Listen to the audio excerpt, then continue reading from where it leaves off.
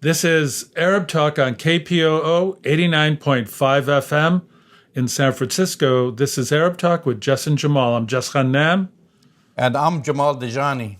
Jamal, we're in the second week of Israel's murderous and terrorist reign of death and destruction on Palestinians, men, women, and children in the Gaza Strip right now. 200 Palestinians have been killed, 55 children, 38 women, 1,300 Palestinians wounded, including 262 women and close to 400 children.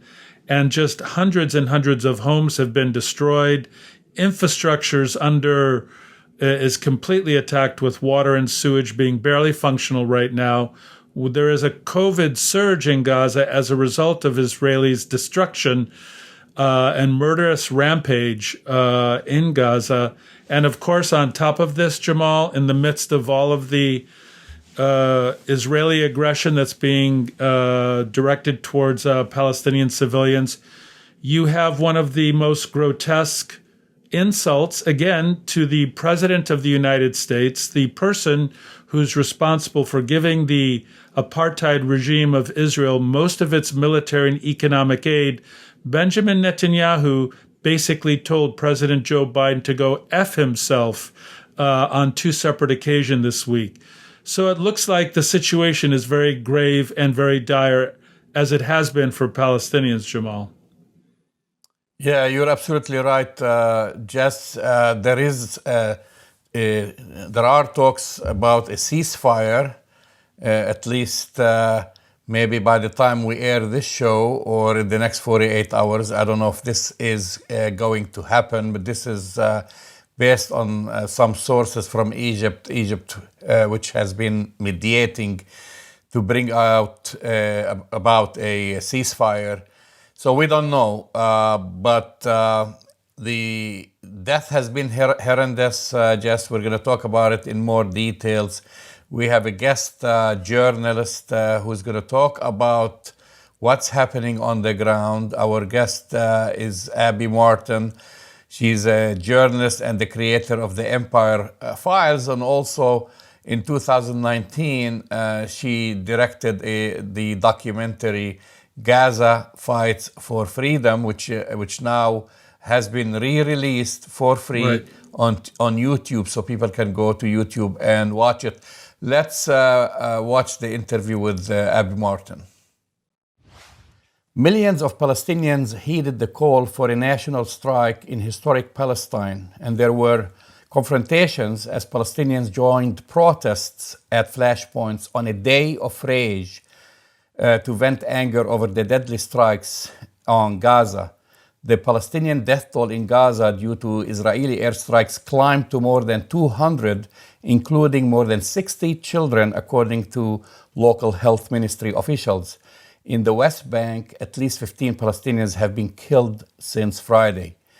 Joining us to discuss this and more, journalist and creator of the Empire Files, Abby Martin. Welcome to Arab Talk, Abby. Thank you so much for having me, Jamal. In 2019, you directed the documentary Gaza Fights for Freedom, now re-released for free on YouTube. When you watch what's happening now in Gaza, what comes to your mind? Just utter heartbreak above all, I think, Jamal. I mean, as a parent, as someone who has friends on the ground in Gaza, as I'm sure your viewers can appreciate and probably share the sentiment that it's difficult to do anything. I mean, it's difficult to sleep, it's difficult to eat, it's difficult to go throughout your day knowing that people are living trapped in this area and being besieged and bombarded with heavy munitions all throughout the day and night, holding their children and hoping that they'll survive for the next day. It's something that is just absolutely blood-curdling when you see these images that are coming out of deceased children, babies, that one image of the baby who survived the Al-Shati refugee camp bombing. And I don't know why that struck me more than anything. I think just seeing a child who was very, very little, a little baby, knowing that their entire family nearly has been wiped out. And this baby will now be an orphan. And it will grow up knowing at some point that Israel is responsible for their entire family being gone. And that's just really hard to wrap your mind around. Yeah, you're absolutely right. I mean, we can't keep up with all the images and the pictures and the death toll. But as you know, as Gaza is getting bombed, President Biden approved $735 million worth of precision-guided weapons to be sold to Israel.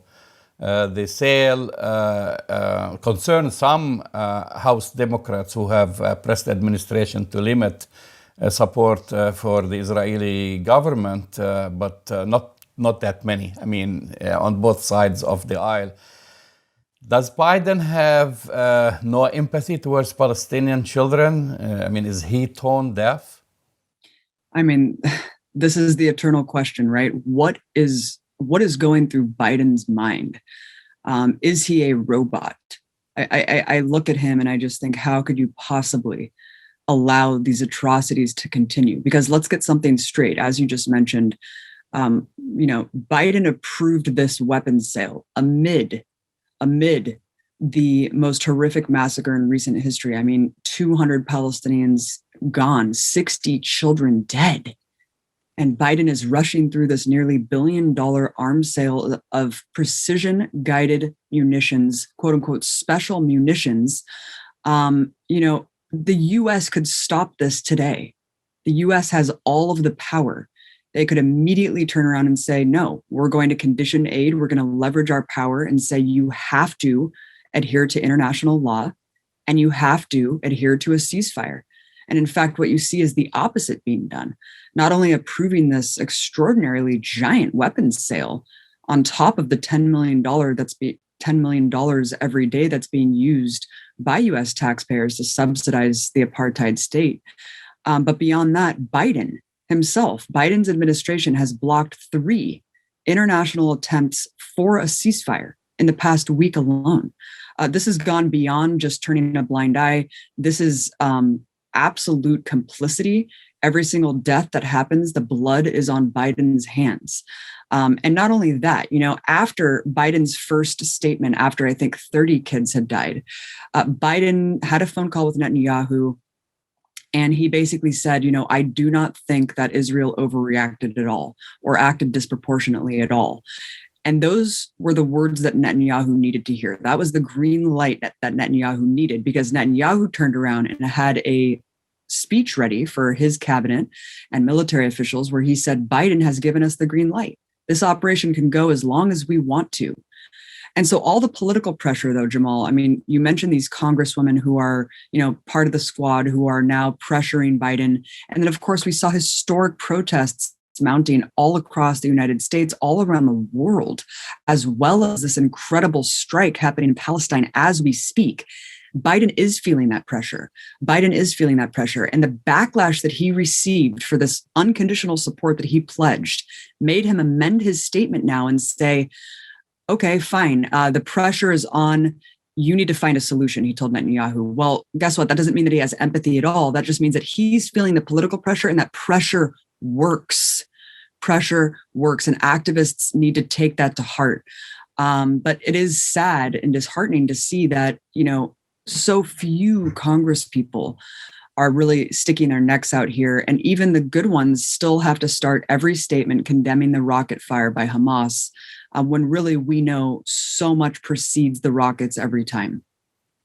Last year, in February, you were banned from speaking at Georgia Southern University after you refused to sign a pledge not to boycott Israel. Civil rights groups have called the move unconstitutional and filed a lawsuit against the university. Recently, because you were speaking about this pressure, the international, this is the largest human rights organization, right? Human Rights Watch, and then also the Israeli human rights organization, B'Tselem, said that Israel practices what you've said, apartheid. Something stood out to me during your press conference after that event, that when you said you were asked to contractually pledge loyalty to a foreign country. Please explain. Absolutely. I think a lot of people would be completely appalled to learn that 30 or so states here, Jamal, in the United States have passed anti-BDS legislation, which essentially mandates that people who are working as independent contractors for the state, whether you're a substitute teacher, whether you're a construction worker, or whether you're giving a keynote address at a public university like I was scheduled to do, are given contracts. Within these contracts is a clause that says you need to pledge fealty to the state of Israel in order to work. You need to actually forfeit your constitutionally protected First Amendment right, not only the right to free speech, to freely criticize and talk about Israel and Israeli apartheid, but also forfeit your constitutionally protected First Amendment right to boycott. Participating in political boycotts is something that's fundamental to freeing people from systemic racism, as we saw with the Montgomery bus boycotts and taking down Jim Crow apartheid. Of course, this was fundamental in taking down apartheid in South Africa. So, of course, I could not sign away my morality just to work in the state. But that is exactly what these laws are designed to do. And I think that what it really points to is the fear in the heart of the Israeli apartheid regime that knows that peaceful boycotts and the pressure that needs to be mounted internationally is what will inevitably take them down. And so they have tried to, and successfully done so, passed so many laws criminalizing this activity because they know that's the next fight. And that's where the struggle is mounting next. It is very disturbing because I encourage people to replace the word Israel or the entity Israel with Russia and think about how cartoonish and outrageous it sounds if you were given a contract slated to work in one such state and were told that you can never boycott the state of Russia or the country of Russia. And then you had Putin bragging about the fact that he passed all these laws, right? Wouldn't that be a very clear-cut case of foreign interference in our democracy, as we hear so often from corporate media about Putin and Russia interfering and subverting our democracy? Well, this is exactly what happened, because Netanyahu has taken to Twitter bragging about the fact that they have worked very hard, very diligently to pass these laws. And he was actually threatening economic consequences for people who are trying to take down these laws. In fact, right after I filed my lawsuit, Netanyahu tweeted, "Whoever boycotts us will be boycotted." I mean, it's just absolutely shocking that you have a foreign leader threatening American citizens in such a way. I mean, it took 38 years for the United States to distance itself from apartheid South Africa. And so I'm not surprised about this. I mean, of course, it's taking it here much longer.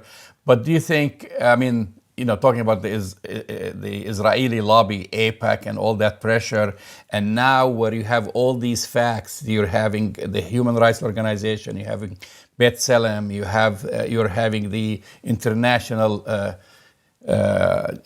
Criminal Court going after Israel. Do you think this will play any role in swaying at least a percentage of the American politicians to start seeing Israel for what it is? I do think that it is an opening, and this is a breakthrough moment, especially because this isn't just another bombardment of Gaza, where they can shield and deflect all of their atrocities and war crimes in this absurd notion that everyone who they kill is a human shield. But I think people for the first time are seeing with their own eyes this ethnic cleansing campaign. I mean, what happened in Sheikh Jarrah that preceded the bombardment of Gaza was quite startling, I think, to a lot of Americans. And there is a mass consciousness that is completely on fire and spreading very rapidly right now. People are primed to finally learn the situation for themselves. People's distrust in the corporate media has fallen at an all-time low. And so they're turning to alternative media networks to learn the truth, like your show, Jamal, like Empire Files. And unfortunately, US politicians, and as we know, US or corporate-owned media, rather, essentially acts as an arm of the Pentagon. I mean, when it comes to this situation, the complicity is absolutely breathtaking in terms of how the media become state stenographers when it comes to talking about this. I mean, Palestinians are always talked about in the passive voice. They always talk about the people who died are militants, and they always just paint it as this very complicated conflict based on religion that's as old as time, and there's really no solution to it. And until Americans get educated and apply kind of critical media literacy to this information, we won't be able to hold our politicians accountable, because politicians in the United States know that they need to toe this line, right? A lot of them don't have really empathy for anyone that's being oppressed and subjugated by US foreign policy around the world, right? We know who the anti-imperialists are, and we know who the anti-war figures are in Congress, and it's very few and far between. I think that the majority of politicians and the majority of people who get into US politics know that there's certain things that you can't talk about, and they're just fine with that. They're fine ascribing to the orthodoxy of US capitalism and US imperialism and empire in order to maintain power. These people are kind of power hungry, if you think about it. I mean, who really gets into politics being driven by social justice? Certainly not hundreds of people in the sea of Congress that, I mean, you can kind of know who I'm talking about here. It's few and far between who really do hold these values up as sacred and dear.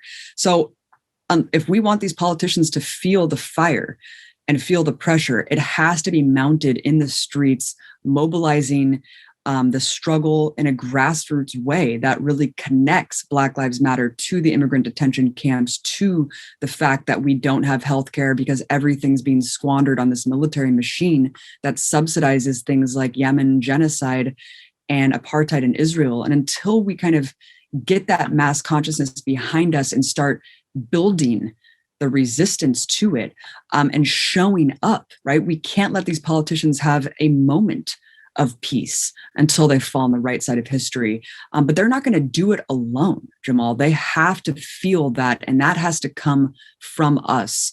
And so I think the next step, even though we all feel completely outraged and we're all reading the news every day about what's going on, I think that we really need to get out of our comfort zones and figure out how can we take this to the streets and link up with each other to figure out the next step of action here.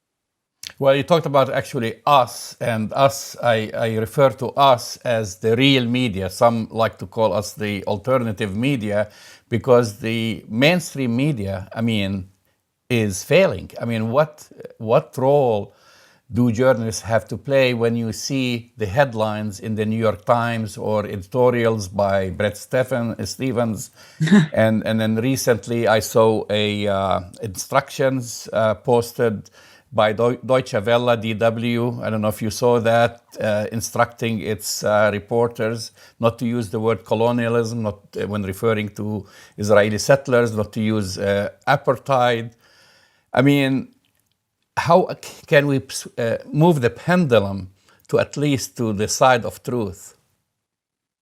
It's disgusting, Jamal. I mean, and let's just really quickly, before we get into what you just said, talk about what the corporate media does to pretend and cover for these crimes. I mean, the fact that Israel can just claim that everyone's a human shield in Gaza, and right.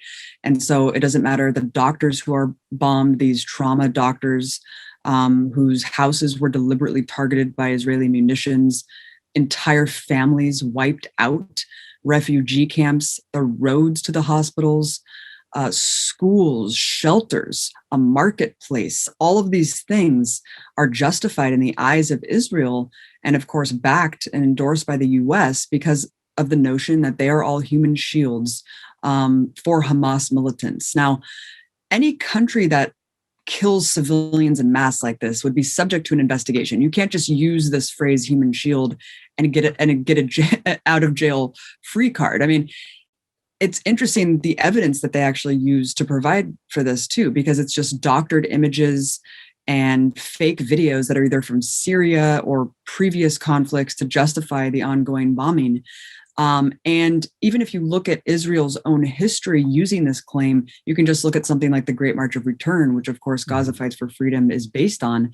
They actually said that almost 200 people that were killed with sniper fire during those protests that were peaceful were also human shields for Hamas militants. Now, I can tell you that there were no Hamas militants at the march. There were no weapons.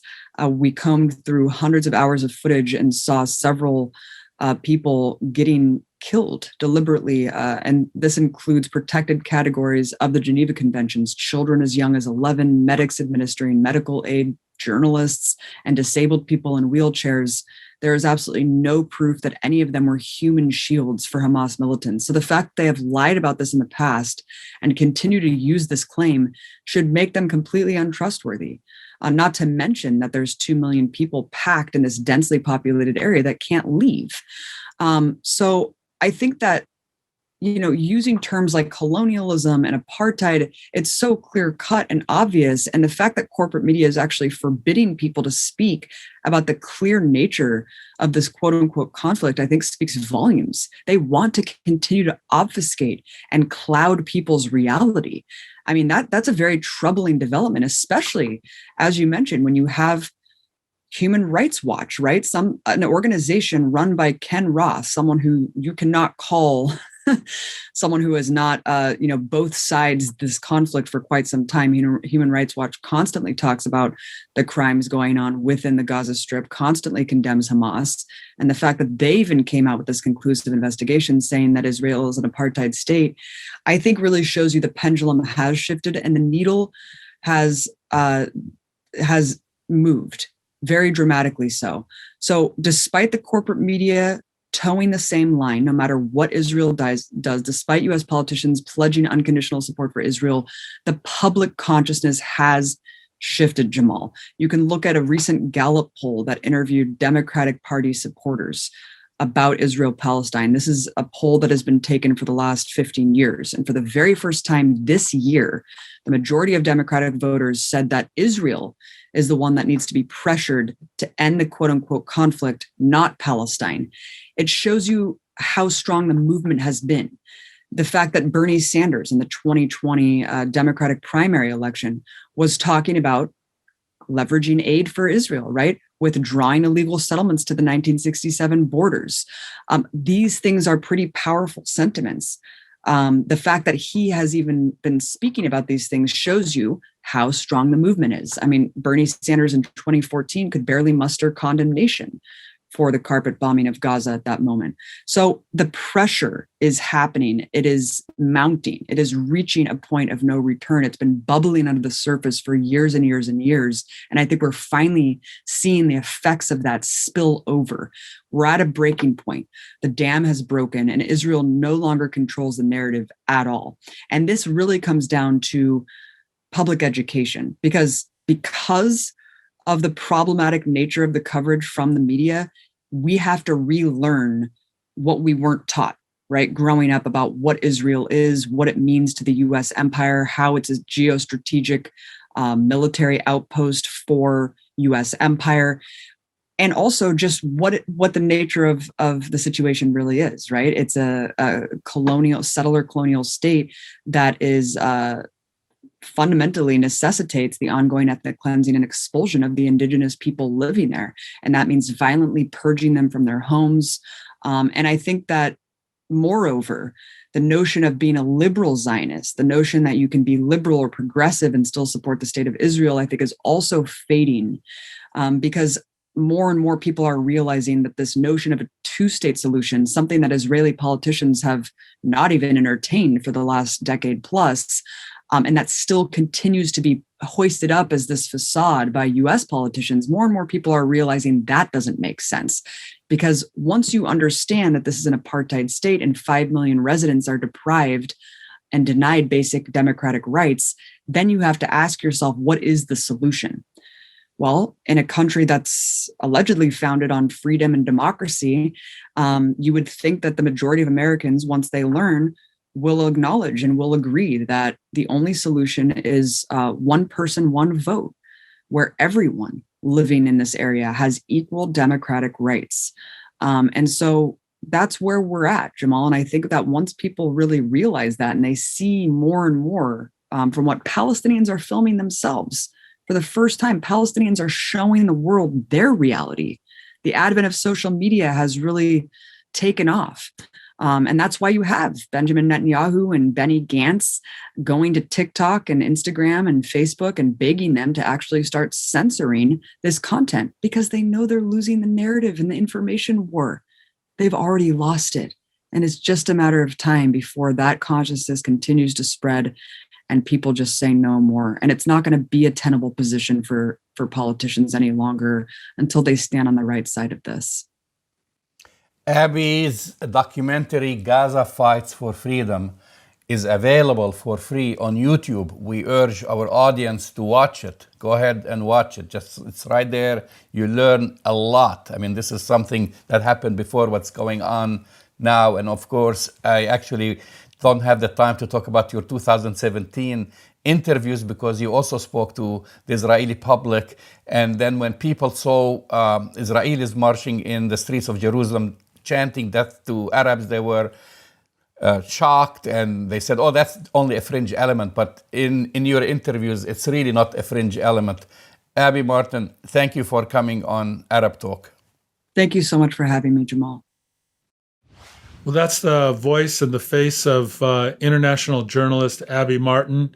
Jamal giving a very compelling kind of interpretation and analysis of the situation on the ground in Gaza and in Palestine in general. The media complicity, Jamal, the media complicity in supporting the Israeli military, in framing the Israeli narrative to the U.S. And the world, population is beyond insulting and horrendous in terms of how it's being pitched still. It's hard to wrap our minds around how the New York Times and the AP, despite having a building flattened and destroyed with media, continue to support this murderous rampage by the Israeli military. Well, we go back to the same old narrative, Jess, which is, as always, when it comes to the Israel and the Palestinians, the narrative that AIPAC and its surrogates in the US want you to believe is that Israel is simply defending itself against a new attack. No one asks why is war in Gaza returning now, and why does it always seem to return? They don't ask this question. It's just like, they're just like parrots. They take the Israeli narrative, including, because you've mentioned, Joe Biden and the administration itself. And by the way, there is something different. We'll talk about it further, despite there is an inching toward the Democratic Party's left flank of the Democratic Party. Now they're kind of trying to have some pushback. However, the Biden administration fell back, to its usual formula, the narrative, the AIPAC's narrative, offering a robotic, I would say, recitation. They're like robots. Right. Israel's right to defend itself. It's so, it's so bogus, Jamal. It's bogus. We had the Secretary of State, Antony Blinken, giving the same, hackneyed talking points about Israel defending itself and Joe Biden. But the point that I keep wanting to drive home, the United States is Israel's biggest political and economic benefactor, giving Israel political cover, economic support, and military support, sharing intelligence. And when the United States tells Benjamin Netanyahu and when Joe Biden and Antony Blinken tell Netanyahu, we want a ceasefire, and Netanyahu goes on national Israeli TV and saying, basically, go F yourself, Joe Biden in the United States. That, to me, is extraordinary, that the brazenness and brazenness that Benjamin Netanyahu has to tell the president of the United States to go F off. Why aren't more Americans up in arms about being disrespected in this profound way by the Israelis, Jamal? I have a simple answer to you, Jess. They've gotten used to it. That's the simple answer. The simple answer is that they've gotten used to it. They've gotten used to shelling out every year close to $4 billion to Israel, plus all these law guarantees. No one raises an objection. I mean, here we are in the midst of a crisis, a global crisis, COVID, and so forth. Do you think the military aid to Israel will stop when millions of Americans are on unemployment? And food stamps, and we have 30% of children in the United States, Jamal, going to bed hungry while we're supporting the apartheid regime of Israel and its war machine that continues to decimate and destroy men, women, and children in the Gaza Strip, destroy healthcare infrastructure, and, Jamal, I want to point out, continues to ethnically cleanse Palestinians in and around Jerusalem. So I think one of the interesting things is that Bernie Sanders today, as you know, introduced a bill in the Senate, which is a companion bill to a House bill that AOC introduced, basically saying, we don't want to send this $700 million to the Israeli war apartheid regime. And they're actually bringing this to the Senate and the House for discussion. I mean, do you think... I mean, it is positive, but that's why I use the word they're inching towards. I mean, it's So you see that as a positive? I see it as a positive, but then when we look at the number of the senators who will support Bernie Sanders, I haven't seen many names signing on to this bill. And when I even the one that AOC introduced, maybe about 100 congressmen and congresswomen from the Democratic Party. But remember, you have 430 members of Congress, so we haven't even reached the 50% threshold. So yeah, it's better than nothing, and it's better than having only a handful of people to have 100 of people. So that's the positive sign, but it's not enough. It is not enough to stop Israeli aggression on its heels. It's not enough to convince someone like Benjamin Netanyahu when the president of the United States picks up the phone and calls him and says, you should stop bombing Gaza, or you should end hostilities. He will say, oh, thank you for supporting us, Mr. President. Israel will defend itself. And if you look at the whole progress, we haven't even gotten to this point, except for all the pressure. I mean, with all due respect, President Biden has been tone deaf. I mean, from day one, by, like I said, repeating the Israeli Hasbara and the Israeli talking points, to even having a little bit, when they got questioned when on Thursday, he said he hadn't seen a significant overreaction from Israel. Unbelievable. These are Joe Biden words. Unbelievable. And then he saw the bill by AOC, Representative Rashida Tlaib. She met him on the tarmac, remember, in Detroit, in Michigan, to talk to him, to say, you got to do something about this. He's been listening to all these voices, and yet he hasn't put his foot down. We give Israel $12 billion. When you add all the loan guarantees and everything else, he should say, do it now. And he is capable of doing it now, but he won't. That's exactly right, Jamal. And I think when we look at the failure of the Biden administration, I mean, they've done a lot of things on the progressive agenda that need to be commended, of course, in terms of how they managed the COVID pandemic and economic reform. But when it comes to the question of Israeli aggression and the apartheid regime there, and being able to hold the Israelis to an international standard, which the rest of the world wants to do, Jamal. The EU wants to do this. The rest of the world wants to do this. The ICC has said that they're looking into and will look into the war crimes that the Israeli military are committing in Gaza right now. This will go down in Joe Biden's administration and presidency as a complete lack of moral fiber and a complete failure on, the political front. Who talks that way to the president of the United States, Jamal? No other world leader could tell the president of the United States to F off without having significant consequences. So this will be a stain on Joe Biden's presidency and his administration, in the history books.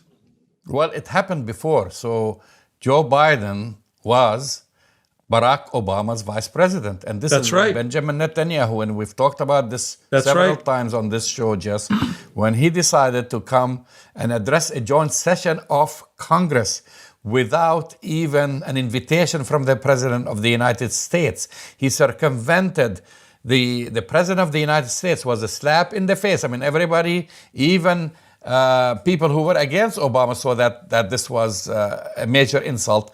But as long as you have Israel, AIPAC, and its surrogates in Congress who are willing to basically take marching orders from Tel Aviv and not from Washington, D.C., you're going to have the same problem. And that's why when I started just talking about it, and I said, they keep talking about, Gaza, like all of a sudden, like Gazans love to, fight Israel or launch so-called rockets towards, Israeli strongholds and so forth. And they don't talk about what prompted this.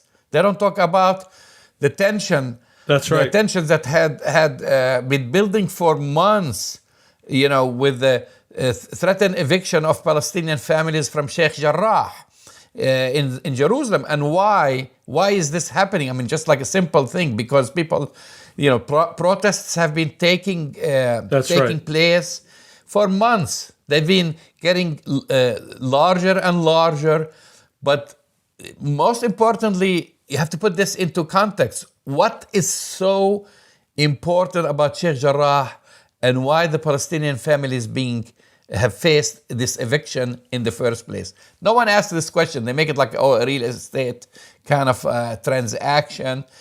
And no one talks about the illegal colonial settlements around Jerusalem and the fact and why Israel is so pushing hard to ethnically cleanse these 70 families in Sheikh Jarrah is basically to complete its final link. That's final right. link to basically encircle Jerusalem, East Jerusalem. And that's the final link. That's right. They've been building that up, building on the hills. And now once they take over Sheikh Jarrah, they connect the link, and then Jerusalem will be totally isolated.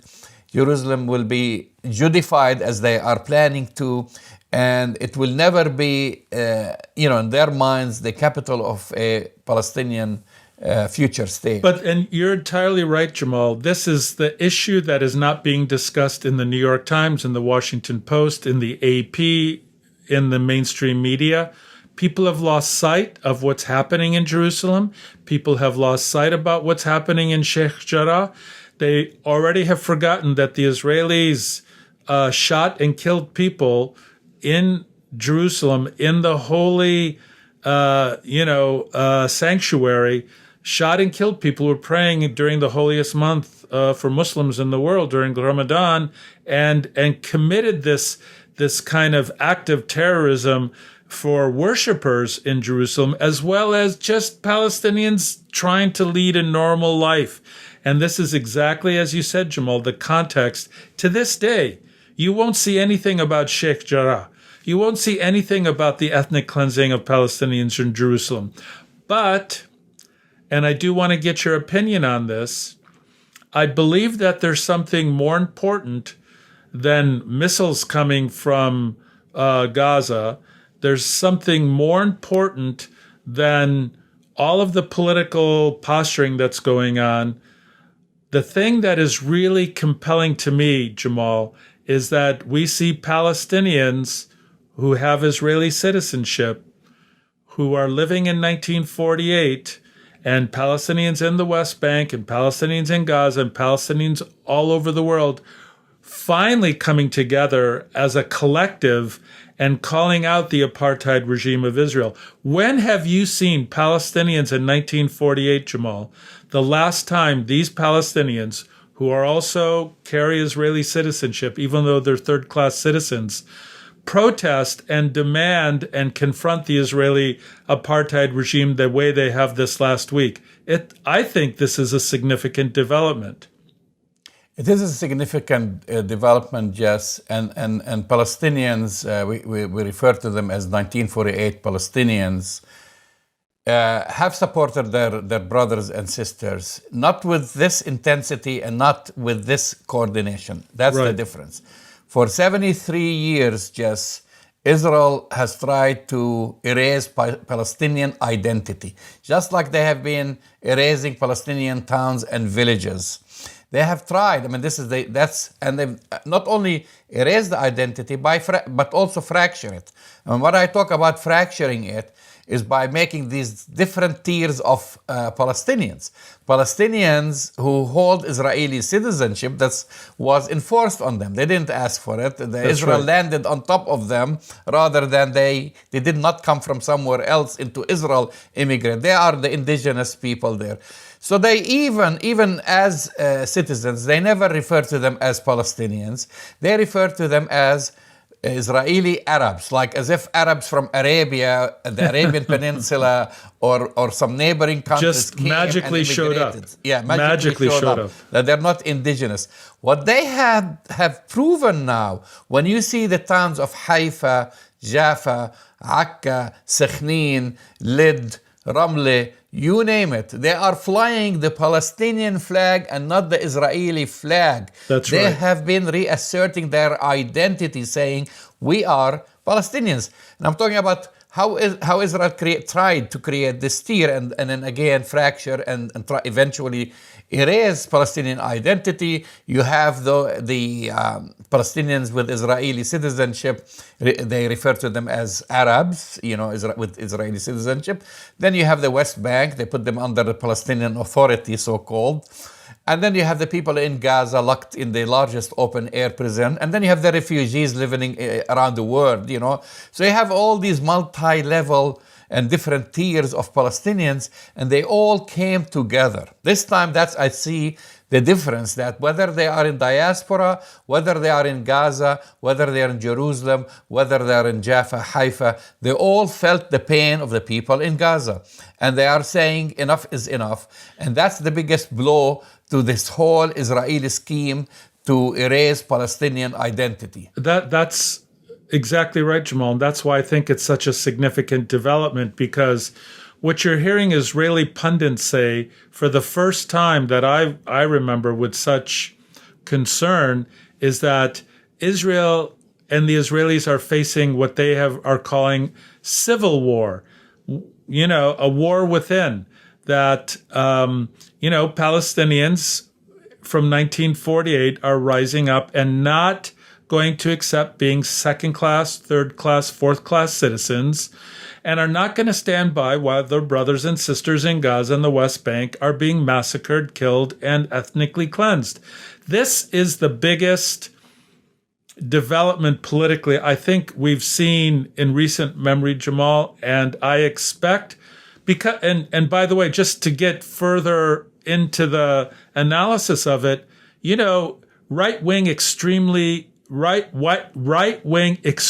Israeli terrorism, there's no other way to call it, white supremacist Israelis are still going around all of these towns, Jamal, and trying to lynch Palestinians with Israeli citizenship, burning down their homes, attacking their businesses, saying kill all Arabs. Graffiti like that is, in Hebrew everywhere right now. So it's not like the extremist groups, the Israeli extremist groups, have been toned down by Netanyahu. They've actually flourished under Netanyahu. So this is a pretty big development, and I think, humbly, it's a bigger issue and a bigger development than any rocket that can come from Gaza. This is all correct, Jess, except our guest from 2 weeks ago, Miko Peled, will disagree with you about referring to them as just the right wing or right-wing fringe element. Right. What he said that it's really the vast majority of the Israeli public. That's their attitude. I mean, you get with the very few small percentage who are,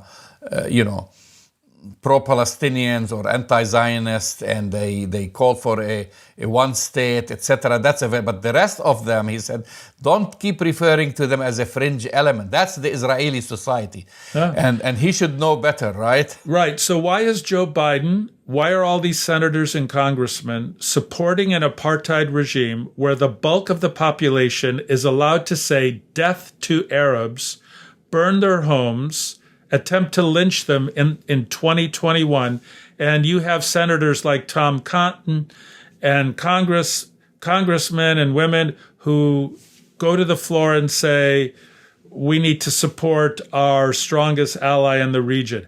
It's maddening to see the support for a racist apartheid regime just come forward in this context of so many men, women, and children being killed, injured, and maimed at this time.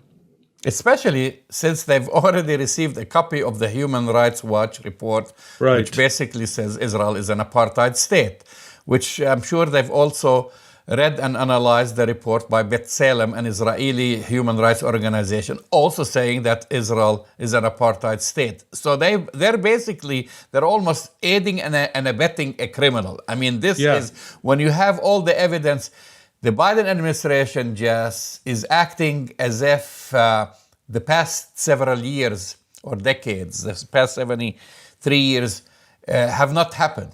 They basically keep repeating the same mistakes of their predecessors, always like, oh, it's the latest conflicts. And then, in fact, they hoping for a ceasefire will bring an end to hostilities and bring calm. But what's a ceasefire?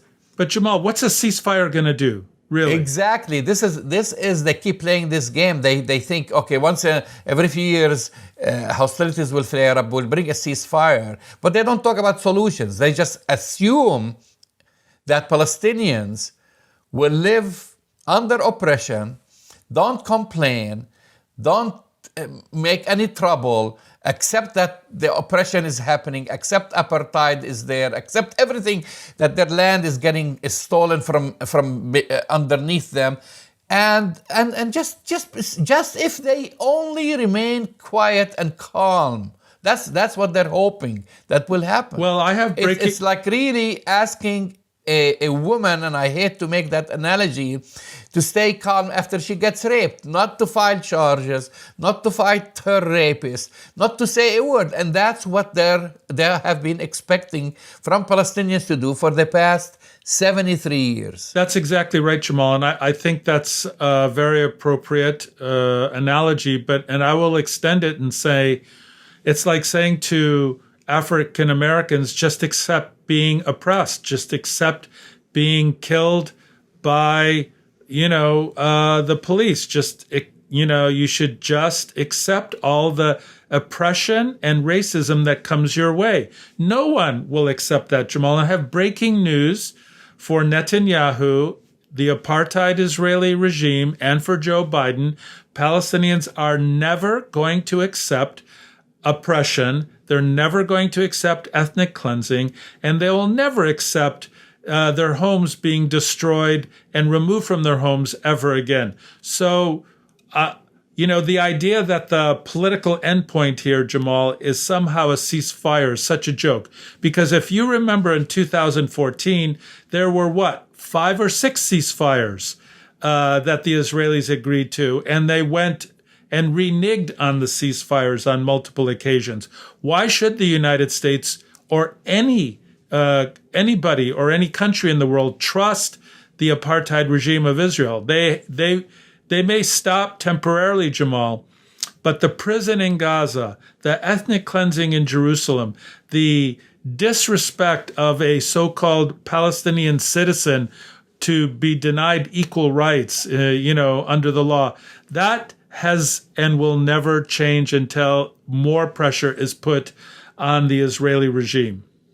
You're absolutely right. And I would say the only silver lining that I see, not the ceasefire, because you and I, of course, we want to see a ceasefire because we don't want to see of course. dead course. Palestinian children, and that's what has been happening. It's not going to bring any justice to Palestinian as long as long as there is no ending to the occupation, ending to the ethnic cleansing, ending to apartheid. The only silver lining, I would say, aside from that, now you have more politicians who are taking a stand, is that the narrative, the Israeli Hasbara, we always talk about the propaganda, is failing miserably. It is. They're failing miserably. It I is. mean, from all ends. If you see, and that's because, and thanks to technology, because the world is able to see the plight of Palestinians through a simple camera and through social media and what have you. And that's what's bringing the outrage, and that's what's bringing the images in real time to people TVs and computer screens that they can see. They don't have to rely on the mainstream media and the corporate media to get their lies and to get the narratives that are imposed on them by AIPAC. The only thing that I'm waiting for is more and more of those journalists to stop practicing yellow journalism and just adhere to the principles that they've studied and report the truth. I'm not asking them to be pro-Palestinian or pro this or that. Just report the truth. Well, that's a fantastic statement, Jamal, and my statement to the mainstream media. You let the Israeli military destroy the center of media and a building where, international journalists are, and you continue to be a supplicant to the Israeli media talking point. Get some courage, get some guts. Come on now. They destroyed and killed journalists. 5 Palestinian journalists have already been murdered, Jamal. And they destroyed the AP, CNN, Al Jazeera, a building that you and I have actually been at, got totally destroyed at a time when the media continues to parrot the Israeli talking points. It's disgusting.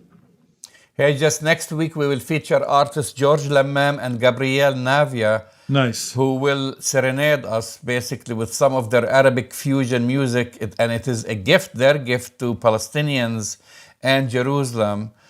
So we that's need it. kind of that. Yeah, we need it. And then,